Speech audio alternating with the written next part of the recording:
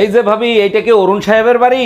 জি sir, এটা অরুণ সাহেবের বাড়ি। আপনি কোথা থেকে আসছেন? আমি লোন ডিপার্টমেন্ট থেকে আসছি। অরুণ সাহেব 20 লাখ টাকা লোন নিছিল। হ্যাঁ, লোন নিছিল, আমাদের অনেক দরকার ছিল তাই নিছিল। এখন আমাদের টাকা দরকার, তাই লোনের টাকা ফেরত দেন। দেখেন ভাইয়া, আমরা তো লোন দেই না, যেখানে লোন দেয় সেখানে যান। তোরে বিয়ে করে কোন জন্মের পাপের ফল ভোগ করতেছি আমি? আরে অরুণ ভাই, কি হইছে? ভাবির সাথে রাগারাগি করতেছেন কেন? আর ভাবি বলেন না, কালকে 2 কেজি ধুইনা এনে দিছি, বলছি ভালো করে ধুইয়ে তারপরে গুঁড়ো করো। ও আচ্ছা, বুঝতে পারছি। ভাবি ধনে না ধুয়েই গুঁড়ো করে ফেলছে, তাই না? আরে ভাবি আইসা দেখেন, সব ধুইনে ওয়াশিং মেশিনে ধুইতে আছে। আচ্ছা বলো তো, কাল কয় প্রকার ও কি কি? 3 প্রকার, বর্তমানকাল, ভবিষ্যৎকাল, অতীতকাল। তাইলে বলো তো, পাশের বাড়ির ভাবির ঠোঁট দুটো খুব সুন্দর, মন চায় একটা চুম্মা দি, এটা কোন কাল? এটা তো একদম সোজা, মরণকাল, সোনা পাখি। অরুণ ভাই, ঘরে বউ থুইয়া আশেপাশের ভাবিদের সাথে ইত্রামি করেন, আপনি কি ভালো হবেন না? আরে ভাবি, ভালো তো আমি হতেই চাই, কিন্তু ঘরের তা থেকে পরের তা দেখার মজাই আলাদা। আমি মনে হয় আর ভালো হব না। আপনাকে ভালো করা তো 1 মিনিটের ব্যাপার। আপনি চাইলে আপনাকে আমি ভালো করে দেখাইতে পারি। বলেন কি ভাবি, তাই নাকি? তাইলে আপনি দেখান, আমি এমনিই ভালো হয়ে যাবো। কেমন আছেন ভাবি? ভাই কোথায়? বাইরে দেখি না, ভাই কি চলে গেছে নাকি? অরুণ ভাই, যে গরম পড়ছে এতে কি ভালো থাকা যায়? আপনার ভাই একটু আগে চলে গেছে, এখন ভালো আছি। আরে ভাবি, আপনার মতো সুন্দর বউ যার আছে তারা তো একটু রোমান্টিকই হবে, আর একটু গরম তো সহ্যই করতে হবে, তাই না? অরুণ ভাই, তার জন্য না, গরমে প্রচন্ড মাথা ব্যথা করতেছিল, আপনার ভাই মাথা টিপে দিয়েছে, তার জন্য ভালো আছি। আচ্ছা ভাবি, আপনার কখনো বুকে ব্যথা ট্যাথা হয় না? ম্যাডাম, আমি শিশু অধিদপ্তর থেকে আসছি। আপনার ঘরে বাচ্চা কয়টা আর তাদের নাম কি কি একটু বলবেন? আমার 6টা বাচ্চা, শনি, রবি, সোম, মঙ্গল, বুধ, বৃহস্পতি। বাহ, চমৎকার। তা শুক্রবারটা বাকি রাখছেন কেন? শুক্রবারটাও কমপ্লিট করে ফেলেন। সেটা আপনাকে বলে দিতে হবে না, দোয়া করবেন পেটে যেটা আছে সেটা শুক্রবারে জানি ডেলিভারি হয়। মা, তোমার আর আমার সুইজারল্যান্ডের ভিসা হয়ে গেছে, সামনের সপ্তাহে আমরা সুইজারল্যান্ড যাব।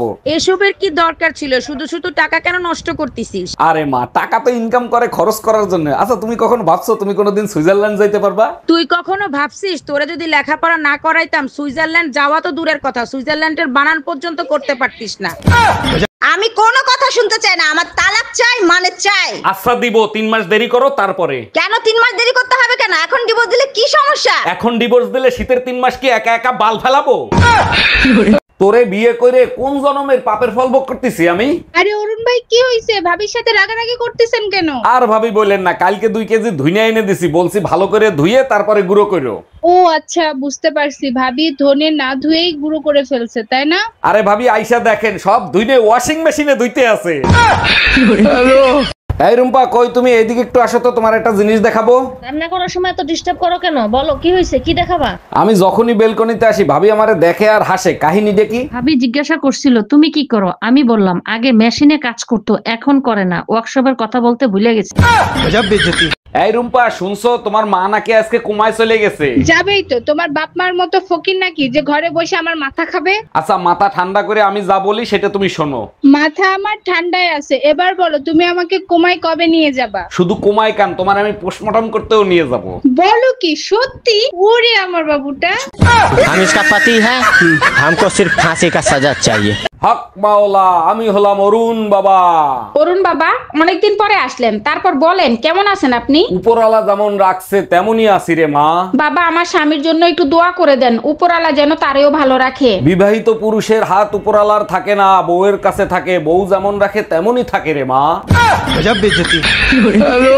এর আগে 3টা বিয়ে করছো, তারপর আমারে বিয়ে করছো, তারপরও নিজের নির্দোষ দাবি করো। না, আমি নির্দোষ দাবি করতেছি না।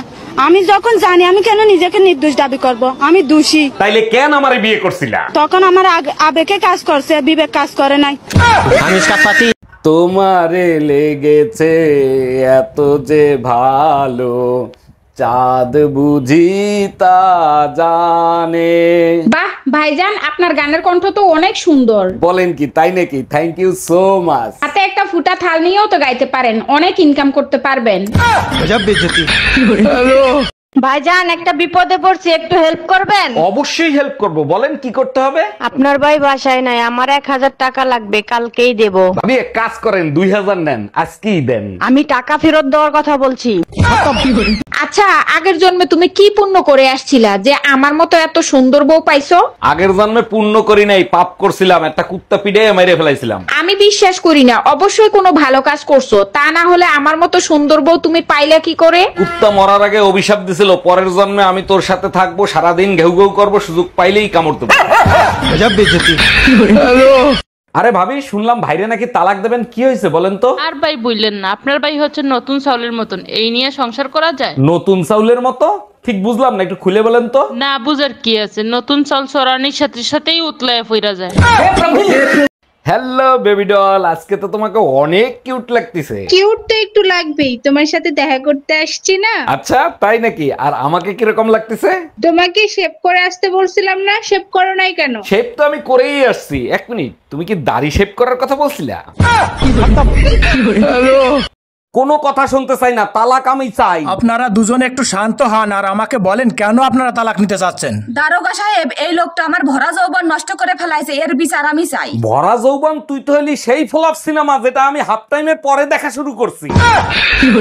এই তোমার ভাইয়ের বিয়ে কি ঠিক হয়েছে? মেয়ে কি পছন্দ করছে তোমার ভাইকে? মেয়ে পক্ষ পছন্দ করছে, কিন্তু আমার পছন্দ হয় নাই, তাই বিয়ে ক্যান্সেল করে দিছি। কেন? তুমিই তো বলতা মেয়ে দেখতে পরীর মতো সুন্দর, তা ক্যান্সেল করছো কেন? যখন জানতে পারছি ওই মেয়ে আর তুমি একই স্কুলে পড়তা।